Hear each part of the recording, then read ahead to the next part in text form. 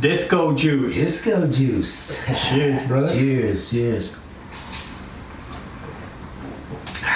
Woo! Yes, sir. What's grounded, fam? Yo. Damn. It's your boy Johnny Gio. Thank you guys for tuning in to the Grounded Phoenix podcast. Here live at the Team 12 headquarters. You already know. I got Craig joining me right now. Yo. Woo! What's up? Damn, that was potent, man. Yeah. You were not lying, nigga. That shit was potent. You still feel it, don't you? I feel it. Yo, we got Craig in the building. How you doing, bro? Well, man, I'm good, man. I'm blessed, man. Blessed to still be alive, man. It's amazing. This is recovery podcast, so I'm in recovery mode, man, and just thinking on the way here how blessed we are to be alive, man, and go through what we went through and have the opportunity to live another life, bro. Ooh. It's like 2 lives in one. You know what I'm saying? I heard that, bro. I heard that. Like the Phoenix bird rising up, man, from the ashes. Yes, sir. You know what I'm saying? Now, dude, you're a DJ, you're a chef, you're a... I'm the Mad Hatter, man. I wear many hats. Chef Craig C. I went to culinary school doing one of my recovery stints. Like my longest recovery stint, 2.5 years before this one. Mm-hmm. I managed to get through culinary school, and I ended up working in the field. So I am a classically trained chef. I'm a DJ. I'm a poet. If you want me to go with the rap, I can spit. That's why it started. All right, hold up. Let's break it down right now. What you got for us? You want one? Let me get one. Let's do one this. that's kind of just a short. It might not even be 16. Dig. It's been a long time coming since I've been running, but now I'm standing my ground, clutching the 4-pound gunning, humming songs of freedom. The story of Craig Cheatham got me feeling like me. Brother of the struggle, yet my poetry is to the nth degree. I write rhymes and rhythms and make them say we. I stick my dimes on victims, they lick them, stick them, they stuck. $100 to holler, a couple G's to I stay ballin' like it was my calling. Hustle my muscle with these words, I'm serving them on a regular basis. Now tell me what you niggas know about them places and spaces. Damn, bro, straight fire. So that's what this disco juice does to you? That's what it do, baby. You need to get you some. Hey, we're gonna speak on the disco juice a little later, man. But first of all, damn, thank you for that, bro. That shit was straight fire. No problem, man. This is what I do. I'm a ham, bro. I've been doing this for a long time, and anybody tell me to, it's funny, man. You can tell me to come spit.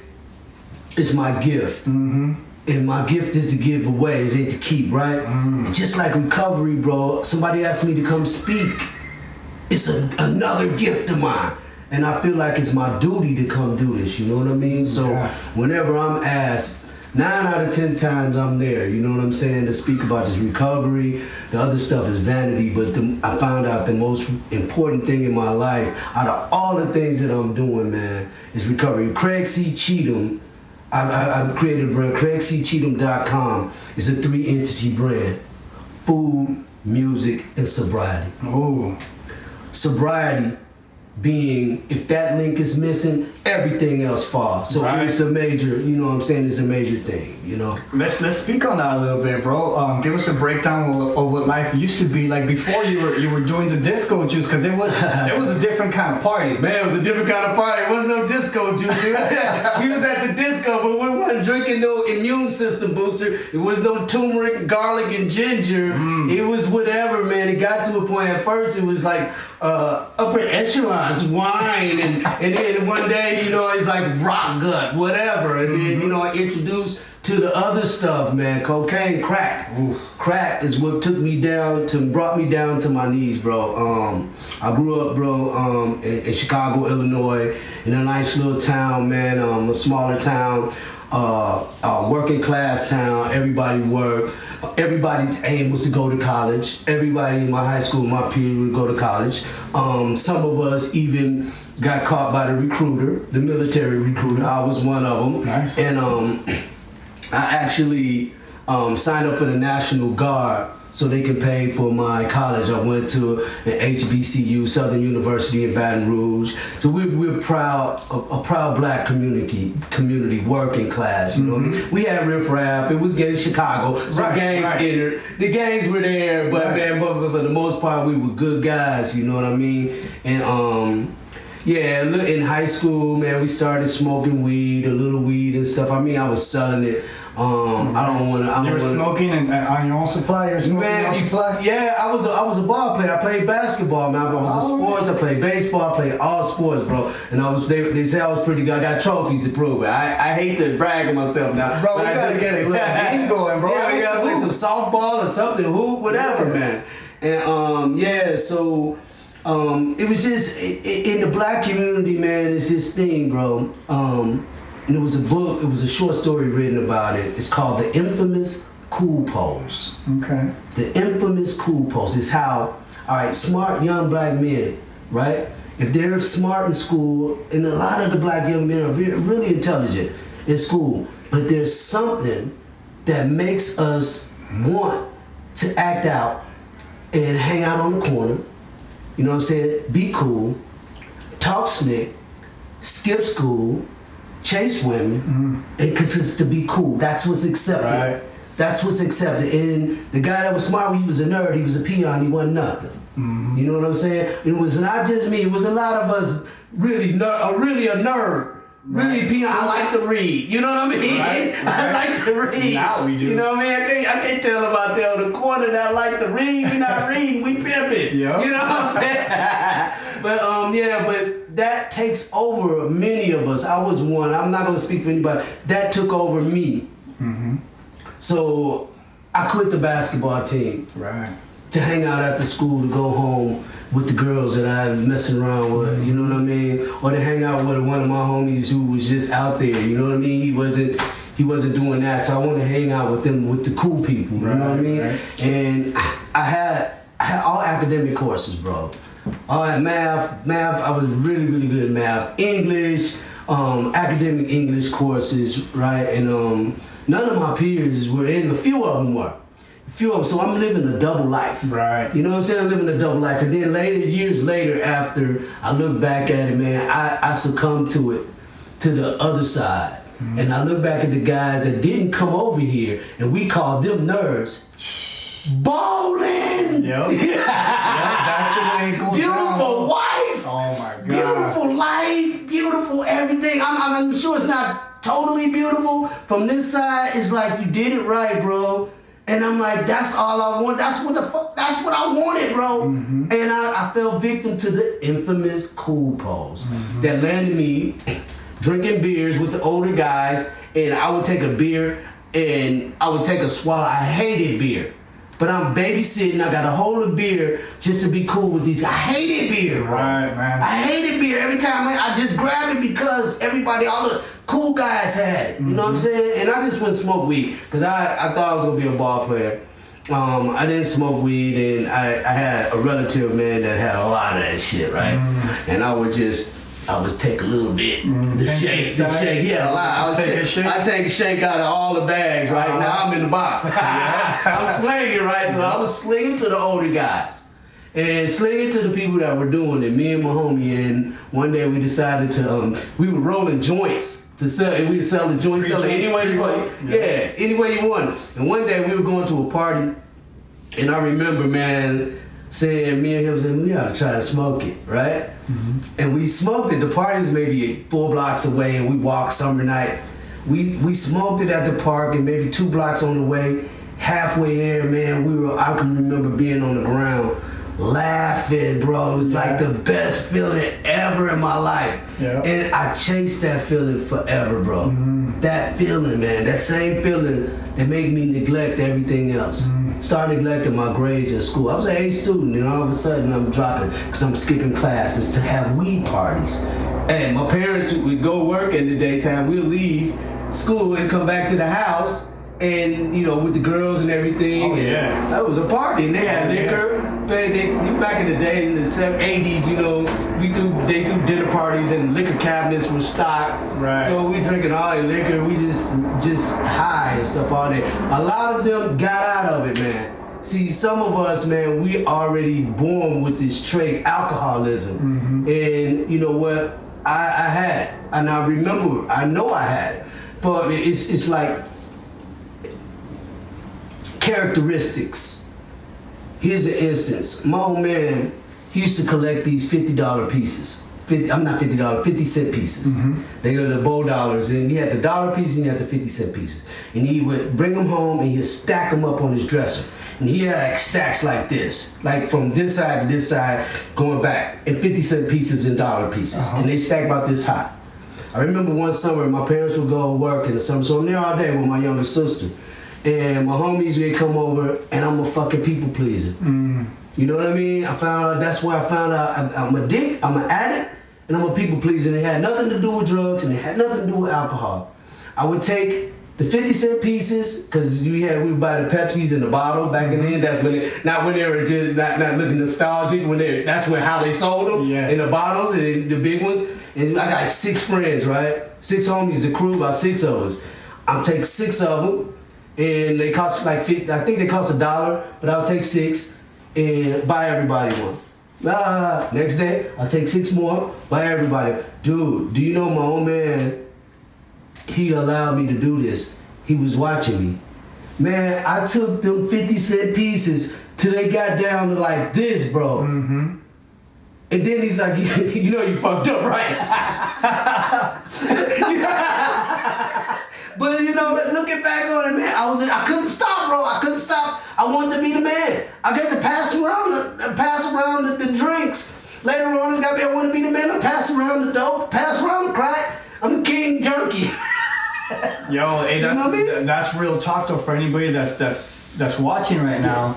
Yeah, man. When you're people pleasing, man. Yeah. That's a whole nother character defect right there. You know that you got to put in the work after your sobriety, like after you start getting sober and everything. That's when a lot of the work really. Yeah, that's when you start noticing. Oh wow, right. Man. So my thing took me. I ended up going to the Army, National Guard, did basic training.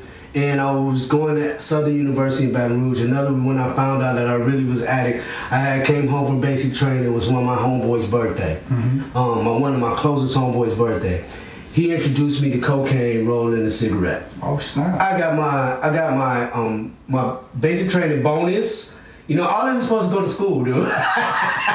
So much for that. I'm looking like $5,000. And I was only home between November and I would start the school in January. Man, by the time January came, school, I had $300, bro. No way. And it was no way I could tell my mom. I had to go. Oh, she thought I was okay. She thought I was fine. You're fine. This is my first year going away to college, away from home. You know what I mean? And you know how mothers are. I had a caring mother. Yep. And she thought I was great. She didn't, when you run out of that, then I'll help. You know, she wanted to help, but she didn't want me to go to the Army.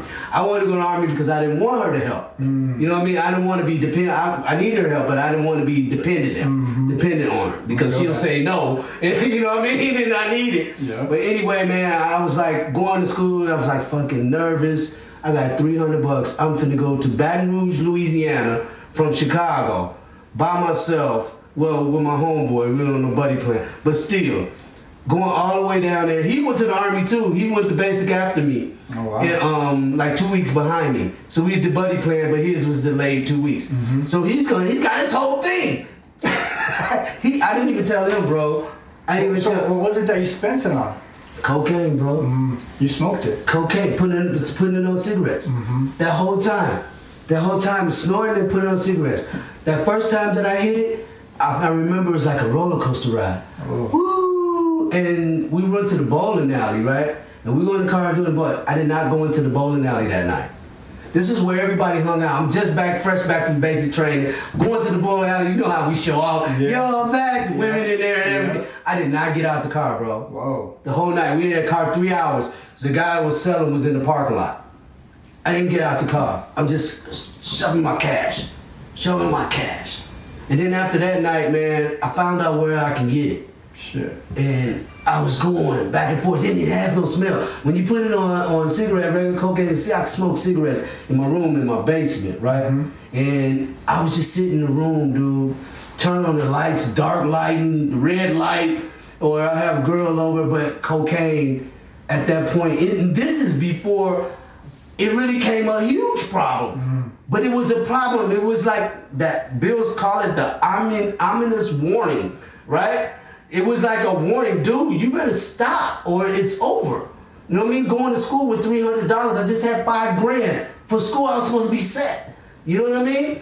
$5,000, I got $300 going away to college, 1,000 miles away to college. Right. You know what I'm saying? And thinking about going on my way there, I had to catch it. We took the train, and I had to eat on the train, and that 300's going down and down. Oh my God. Man, but there was it, and I was like, dude, that was the ominous warning. Do not mess with cocaine. You know what I mean? That was just regular cocaine. No, I ended up smoking crack. You know, how did we get there, bro, man? I was in the first Desert Storm. Our unit got called up there. So I'm National Guard, so I'm in college. They called, we gotta go. Right. You know what I mean? So they snatched us out of college. We didn't go over, but we backed up for a poke. But everybody, it was the first war since Vietnam, man. So everybody's scared. It isn't like now. Yeah, thank you for serving the country. It wasn't that. It's like, fuck war. Yeah. Fuck that shit. You were supposed to pay for my college. Yeah. You know what I mean? That's all I signed up for, dude. I'm not in the army, really. Oh, really? You know? Oh, but man, we were so stressed out, man. Everybody, all the young brothers, we were all National Guard.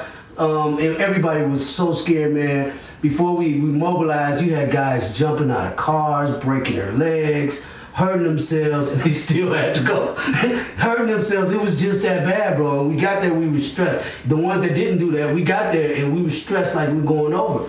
You know what I mean? Scared, man. It wasn't like today. I mean, today young guys, they don't look scared. I'm sure they're scared. Yeah. They're scared, but they got the backing of society. Mm-hmm. We didn't have the backing of society.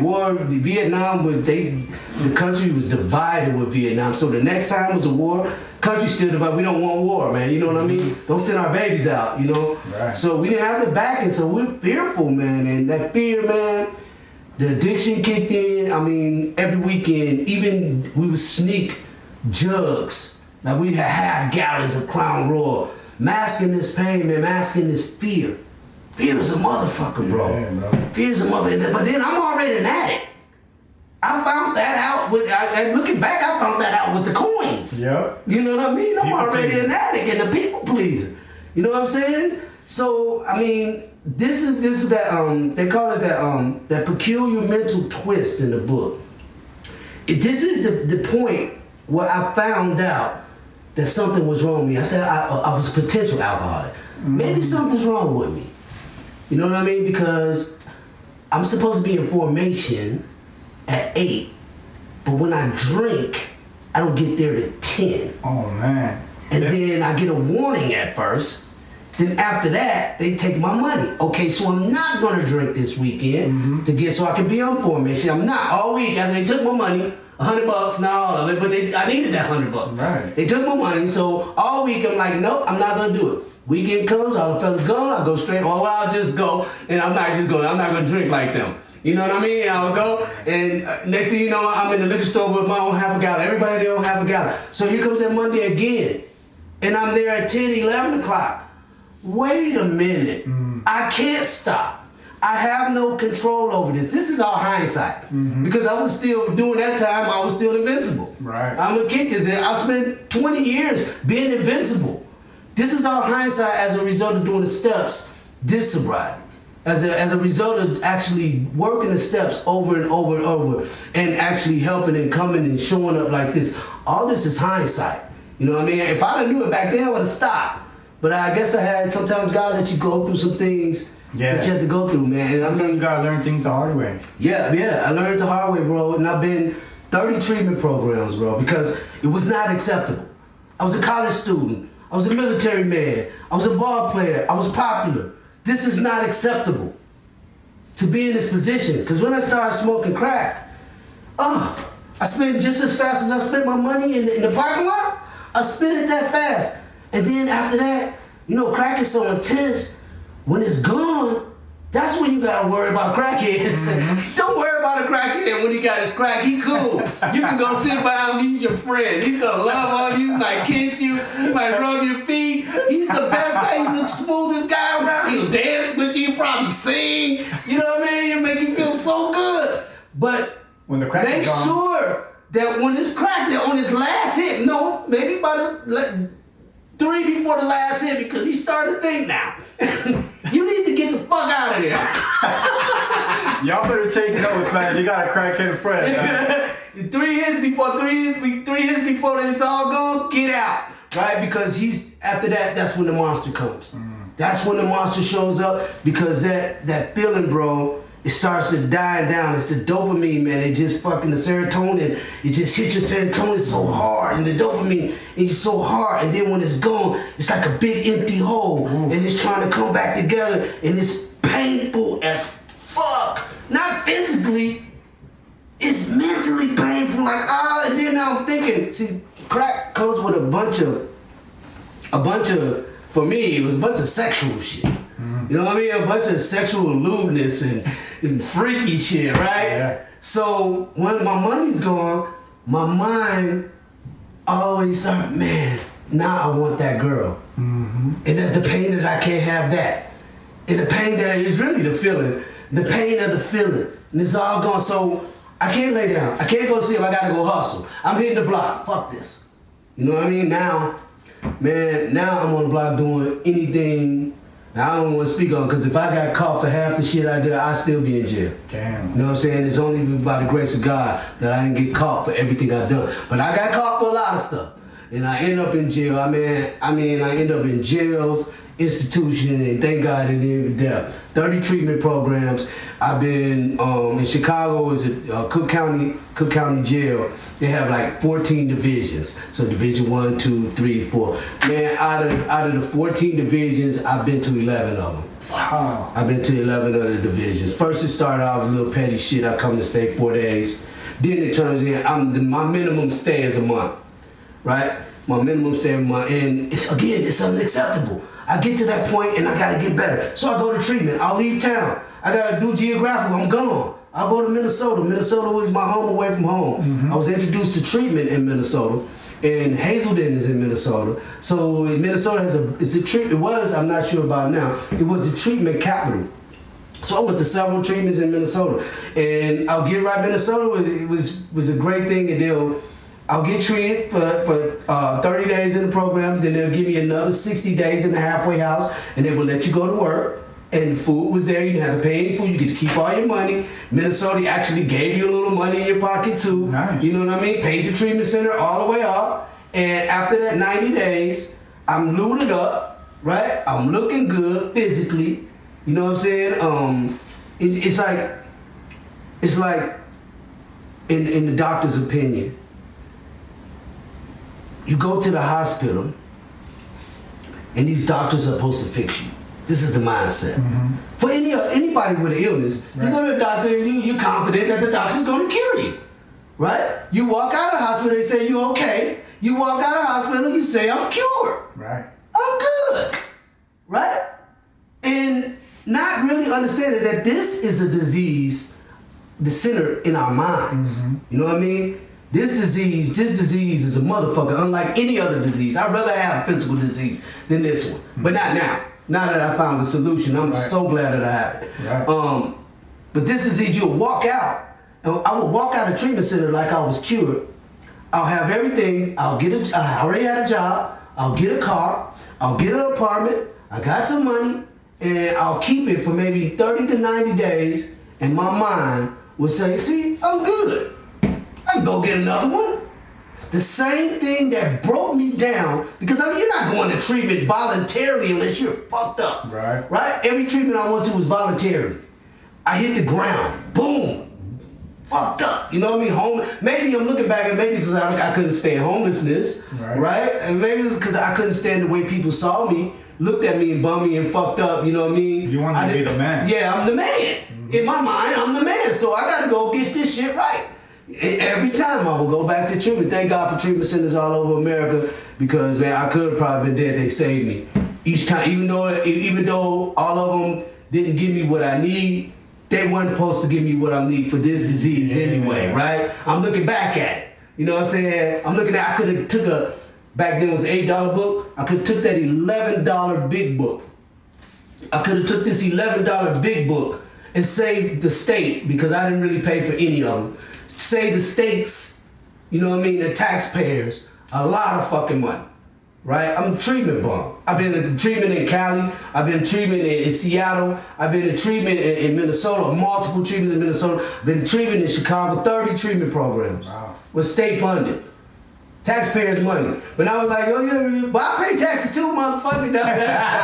So it looks like you really established your druggy cred on here, bro. Let's jump into like the recovery aspect, because I mean, you've been through like several treatment centers. What was it for you that got you where you're at now? Oh man, this is perfect. I can say what it is. My daughter's mom lived in Minnesota. That's how I got to Minnesota. Mm-hmm. Her uncle, when I got there, was celebrating 1 year clean off crack. Oh wow! Right, and I got there, and I went there running because I fucked up in Chicago again, smoking all my money up, and I went there running. Good, I could be with my baby. And I could get I had military in college. That's how far I fall. When I fall, I land on military in college. Mm-hmm. So it's easy for me to get a job. And that's really fucked up if I don't understand that I am a real alcoholic and I need the 12 steps of Alcoholics Anonymous. And that was the problem. I thought it was my solution. I thought that's gonna keep me, I'm good. I'm bragging and shit, I'm good. Right? But that was my problem because it was ego. I had a little success. Enough success where my ego would not allow me to humble myself and follow some simple steps, right? So anyway, he's a 1 year, and I got there. I'm just gonna start smoking for years. Like I just don't want to smoke crack. I'm drinking, smoke weed, man. I used to simple hemp in a brew until I went back out there again in Minnesota. I did it again, and he said, "Man, come to a meeting with me." So this was my Eskimo. He's my meeting. He's my meeting Eskimo. So when I got to the meeting, we sitting in the circle. People look like me, and they're sharing stuff that I want to say, bro. But I can't say it to the regular world. I'm weak if I say it. You know what I'm saying? I can't express this to anybody. No one really understands that. But in this room, bro, it was just warm. I knew this is where I'm supposed to be. I knew it my first time going to a meeting. I knew it, Mr. Dudley Sankey, boy. I hope I'm gonna let you see it. He's my meeting Eskimo in Minnesota. He's got like 20 plus years now. That's amazing. You know what I'm saying? But I ended up, that was my first, and I went to treatment. So that's treatment number 1. So I'm telling you, I went to 30. So even though I knew this is what I was supposed to do, you know what I mean? Doesn't mean that you do it. We can know what to do. You know what we're supposed to do, but we don't do it. You know what I mean? Intelligence says, get shit right. Yep. My emotions, because this is just as much a feelings disease as it is a mental disease. Spiritual. It's a spiritual disease and physical disease, all of it, right? But just because I know, my intelligence says don't do it, but my emotions and my spirit says, fuck that. Yep. You know what I'm saying? The spirituality part of it to me is selfishness, self-seeking, self-centered, me. So selfish that feeling, I would chase that feeling because I wanted to feel good despite my family, despite my grandma I stole from, despite my old man I stole from, despite my sister I stole from, despite a couple friends that I stole from, that I loved. You know what I'm saying? So Dudley was my meeting, but 30 treatment program, I just didn't get it. That I'm supposed to continue with the steps. I got sponsors before while I was in treatment. In treatment, they give you step 1, 2, and 3. Right. And at each treatment, man, I went there really, and I did them. I wasn't bullshitting. I don't want to smoke crack no more. But I didn't think, something registered. You can't drink and you can't smoke weed either, dude. They told me, but it didn't register. And since some time, man, here's treatment number 30. I ended up getting 2.5 years. Because I worked with a sponsor. I finally got up, worked with a sponsor. We did step 1, 2, and 3 in Chicago. 1, 2, and 3. Step 4 came out with writing. Step 5 come out with not telling. And I stopped calling him. 6 months later, I'm feeling like, shit, I gotta call dude, right? Yeah. And he called, he's like, dude, you not fucked up already? He's like, you're holding that 5th step. You're holding all that shit in. I thought you were high or dead or something. And I'm like, you motherfucker. He's like, no, dude, if you're like, I know you're like me. If you're like me, you gotta go through all of the steps. You gotta do all of this shit. Let all of this shit out. And so, fuck this dude, right? I didn't want to tell that shit, man. So step 1, 2, and 3 will keep you sober for a little bit. You know, it kept me sober for 4 years, well, 2.5 years. I actually went back to culinary school and all of that. You know what I'm saying? And I got a degree and I got to working in the field. But as soon as I got a break, soon as I working hard, soon as I school and work, soon as I got a chance to rest, my mind caught up with me. Dude, you balling now. You straight. You got your own place. Nobody see. You can have a beer. You just cook with all this wine and stuff. You can drink some of that. Hit the ground again, man. Just like that. Wow. So I was like, fuck this. I'm going back to LA because I had been a treatment here in LA on the west side, and that beach, man, that's where God spoke to me several times. So I was seeking God coming back here to the beach, and I knew that I could go to Claire Foundation because I'm an alumni, and they allowed me to come back, right? All alumni, you can come back. That's the best thing about Claire Foundation. I love that place. But anyway, I got back out here, man, and I was on the road to doing the same shit again. And I was making all these meetings. I'm like, I'm just gonna pick up on my meeting. I'm making 3 meetings a day. Never say no to AA. I'm going to everything. This one guy, Leonard, man, he's my steps Eskimo. Leonard asked me if I wanted to come to a big book workshop, the Fledgling Society in Santa Monica, California. We're on Zoom right now. He asked me if I wanted to come. Yes! Because I'm thinking I'm doing everything I'm supposed to. That's what everybody else does. Right. But they don't show you people don't really show you the pain they go through when they actually work at something. So I got to this workshop, bro. The Fledgling Society workshop. I sat around the table like 50 people with this book open. Beautiful women, cool dudes. Everybody's cool. And when they come out their mouth, the women talking about when they was hoeing. I mean, Beauty, you ain't never hoe before. Get the fuck out of here. I'm from Chicago. I'll show you a hoe. You ain't no hoe. And then you listen to some of their stories, the brutal honesty, and it was like a flashback of that first meeting I went to. It's like, this is where I'm supposed to fucking be. Yeah. You know, so I showed back up again, and I kept showing back up. But then he said, no, we're writing our 4 steps right here, dude. We ain't got but 2 weeks to do this shit. We're not playing with this shit. We got to do this shit. Back in the day, you had to do all 12 steps before you can even come in the meeting. And it was, don't worry about getting so thorough. I mean, you take your time, take a year to do it. Dude, you're gonna die. You gotta get these steps. If you're a real alcoholic like me, you know, I'm what the book describes as a real alcoholic. That is me. Thank God I found that out. You know what I'm saying? It sounds bad to people who are not understanding this. It sounds bad, but me finding that out and accepting that was the best thing in my life because there is a solution, and I got people that been giving me the solution since the first treatment. But now I'm ready for it. I have to admit that was the real one. I can't do shit. What changed? What changed between then and now? Was it the mindset? It was the steps, bro. It's just unexplainable, man. It's the steps, the honesty, the open mindedness, the willingness, the right now, all of these resentments. See, resentments is the #1 offender. You know what I'm saying? Like I said, I wrote this 4 step each time, but I wouldn't tell it because I got some ugly stuff that I was ashamed of. You know what I mean? That I would do things that I would do when I run out of crack in a dark alley at 3 in the morning. All I got is a pipe in a lighter, and somebody come walking down that alley with a hit, right? Let me use your pipe. You know what I'm saying? Or do this. Or do that. I went on many capers just like that. I did some weird sexual shit. Some real weird sexual shit. Because me wanted to do that. And that sexual shit was the guilt that I didn't want to tell. You know what I mean? That was the part of the 5th step that I did not want to tell. You know what I mean? So going through this program and I'm seeing everybody show back up at the workshop. Everybody show back up next week. Everybody show back up with their work done. And me, I'm the shit, dude. You know what I'm saying? I'm a good student. You know what I mean? I want to be just like them. And I found out I would sit, when I wrote my first 4 step with this group, I would sit at this coffee shop that had an outside patio, man. And I would think about these resentments that I had, many resentments at the beginning. And I would think and I would relive them. And I'll get to the point when I'm feeling that resentment. Yeah. And then they ask me to pray for these people. What if this person is possibly sick as my ass?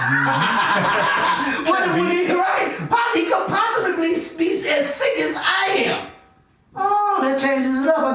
compassion now. Maybe he was going through something else. I don't know what the fuck he was going through, right? Because they didn't know what I was going through when I took your shit, you know what I mean? I was in pain, right? Exactly. You know, so I don't want them to forgive me, so maybe I can forgive them. I have to ask God to grant me, to help me give them the same pity, and compassion as I would a sick friend. Yeah. Somebody in the hospital with cancer. You're not gonna go say, fuck you, bro. Right. You know what I mean? It's a disease. Right. And then I ask God to please help me from being angry. Stop me from being angry and take the anger away. And I had to do that through all of these, every person that was on my resentment. Then in that resentment, I get to list all my fears. And I'm sitting with myself, so why would I cheat myself now? I'm 50 at the time, I'm 48 years old, 49. I forgot what time I'm 51 now, I'll be 52. At 52, I'll have 4 years, so I was 48. I'm like, this is it, bro. Yeah. You're late. You're really late, dude. It's just your ego saying that you're on time. Yeah. But you're fucking late, bro. You late. And so I'm like, what's the first thing? I'm doing it all, man. I wrote down all this shit, man, one time. And then they said the fifth step was the thing for me, and I was ready. By the time I did, I was ready. I was ready to let that shit go. I went outside of the group. Most people say get your sponsor. I didn't have a sponsor at that time. Man, the group would sponsor me. To this day, the group is sponsoring me. I don't miss that meeting. Every once in a while, I miss. I can't say I never miss it, but I go through the steps with these guys every year. Right. You know what I mean? And I do the steps, and I write my resentments, and I go out and do a fifth step and tell somebody. This time, I found a friend of mine, and they were in recovery. We started out. We had 30 days together. And she kept falling off.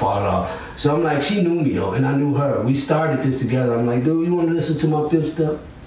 I mean, because the way it's designed, all you got to do is be a closed mouth friend. Somebody that you trust that won't tell this shit. They don't have to give you no advice. They're not there to give me advice about it. They just be a listening board and complete what the fifth step says. You know what I'm saying? Admitted to God, myself, and another human being the exact nature of my wrongs.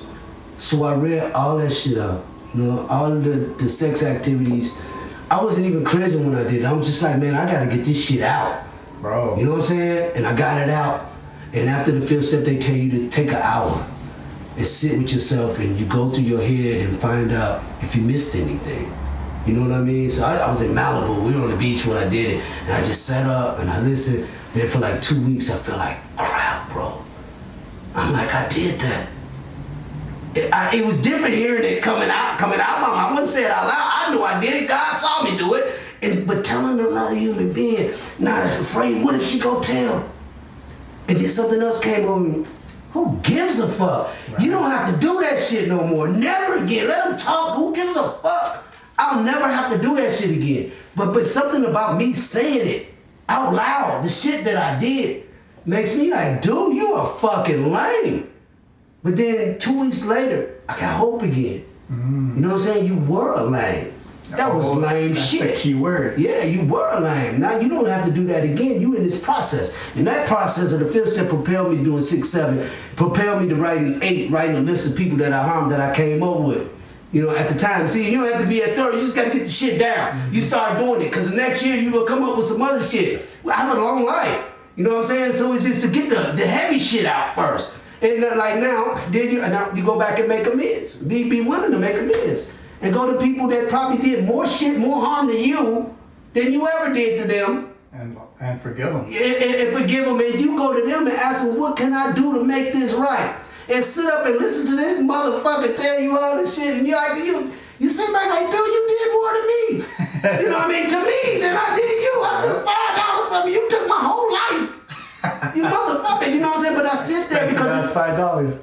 But it's freedom, bro. Because I never had to approach that situation ever again. I let them talk and let them get everything out of their mind, what they say I should do, whatever. And they ask anything else. It's humility. That's part of the transformation. This humility, this honesty, this telling people, that's part of the transformation. Another part of the transformation is integrity, bro. I seen the $10. I seen her drop her $10 or $100 or whatever. And she walked away. I can pick it up, walk away with it, and feel like crap later. Yep.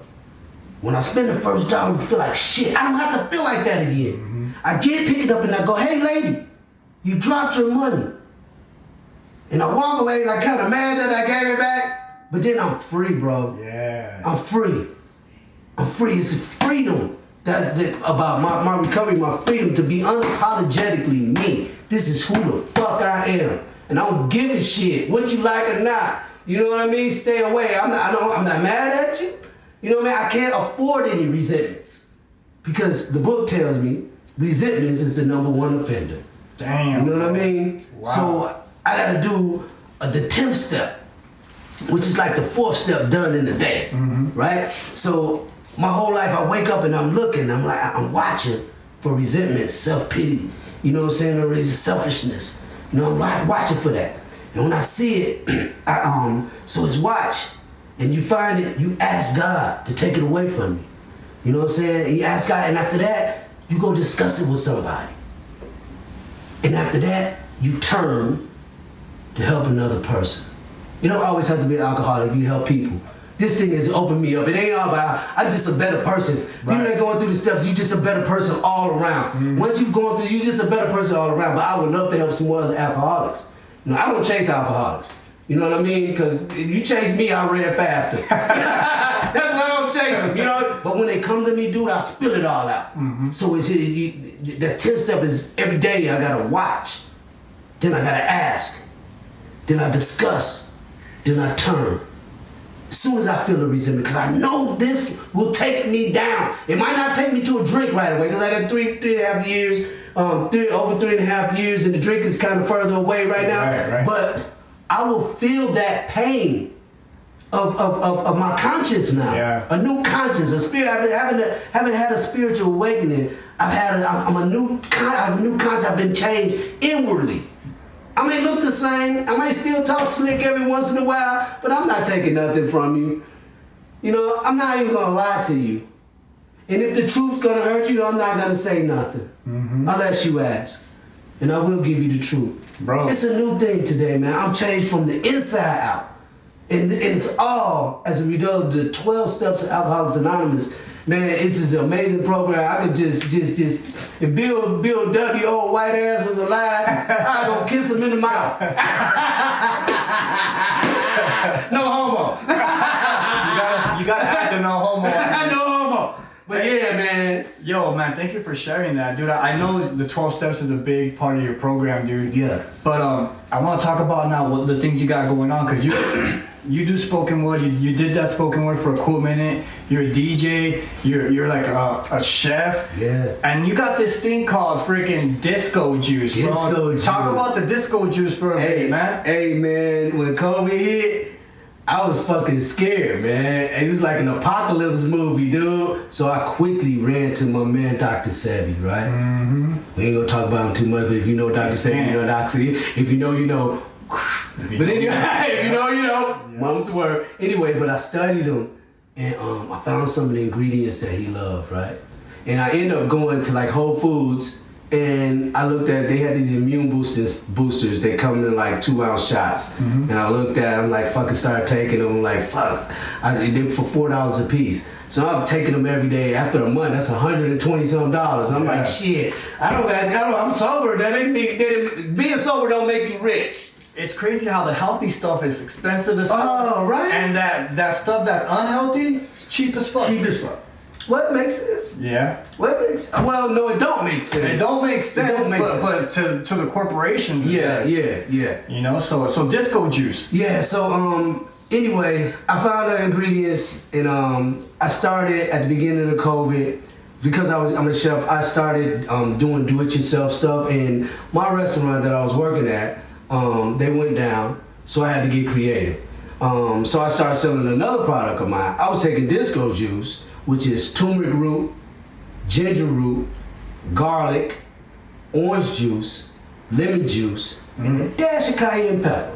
He's not gonna tell you exactly how much is in it. He'll tell you what's in there. I gotta tell you what's in it. But I started juicing it. I was making it by the gallon. After I paid $120 that 1 month, taking it, I'm like, fuck this, I'm going over there. I'm a chef, dude. You forgot what the fuck? Yeah. Well, you can do this shit. You know what I'm saying? So I went over there to Cut the middleman. Yeah, I went to the produce section and picked up the shit. I was at Whole Foods. Don't suggest you do that. But that was $40, but that $40 lasted me 3 months. You know what I mean? So I kept making it all year until December, man. I did a do-it-yourself on YouTube. Had to take it down. Now I'm in business. You had to take it down? I took it down, man. Nobody would... I'm kind of mad about this. Nobody would follow when I was putting it up. I was like actually giving the recipe and everything away. And I got like 14 subscribers, right? Man, yo, I'm gonna put the link in the description to his Instagram, YouTube, or his website actually too, where you could get this disco juice. You saw me take the shot. Yeah. Man, I felt that. Yeah. Bro, I felt so. Speak on the benefits of disco juice. Man, the benefits of disco juice, man.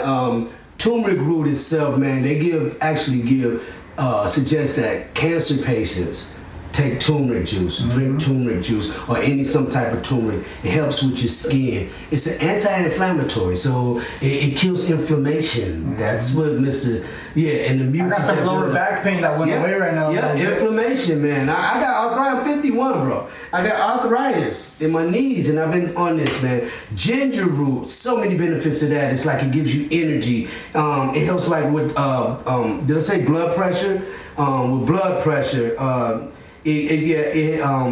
what's another thing? It curbs your appetite. You know what I mean? Orange juice. We know vitamin C. Orange is the most nutrient dense fruit that there is. There's so many nutrients all packed up in this orange. A lot of vitamins, right? A lot of vitamins. Vitamin C, vitamin D. Everything in the orange, that's a great thing. Lemon juice is good for also curbing appetites, and it helps your skin. Lemon juice has a lot of things. Cayenne pepper is awesome for the digestive system. There's over 75 different benefits. The garlic, heart health.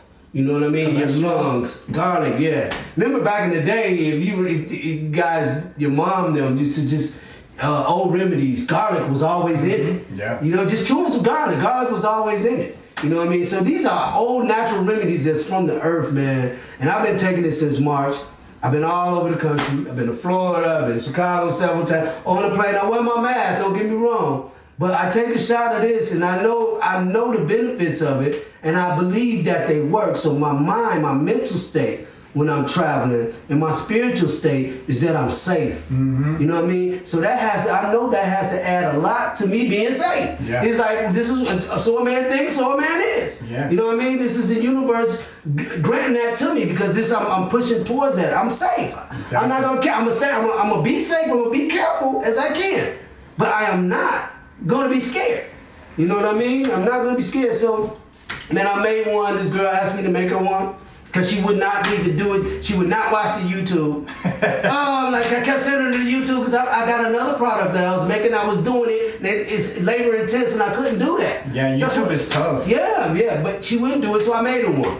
I got a little bottle and I gave it to her. I was in Chicago. Man, she put that thing on Facebook. I haven't stopped making disco juice since, and it's a blessing, man. I'm not rich with it. I need to do more promotion. I need more sales, and it's really a good product, man. It started out for the people, man. I was giving it to you. I wanted everybody to be safe. I'm gonna put that link in the description so you guys can check that shit out for sure. I took a shot. He hooked me up with it. What is this? How much is this right here? He hooked me up right here. See this? Turn it around this way. These labels are going. I got new labels coming. There you go. So yeah, it's like my company is Disco Kitchen Incorporated, and Disco Juice is a product. I make my style of cooking is Caribbean and Florida and the Caribbeans. But DiscoJuice.net, DiscoJuice.net. I ship all over the country. I've actually shipped to Singapore. So I've shipped to Canada. I shipped a bunch of places. $29.99 is the price. If you're in LA or Chicago,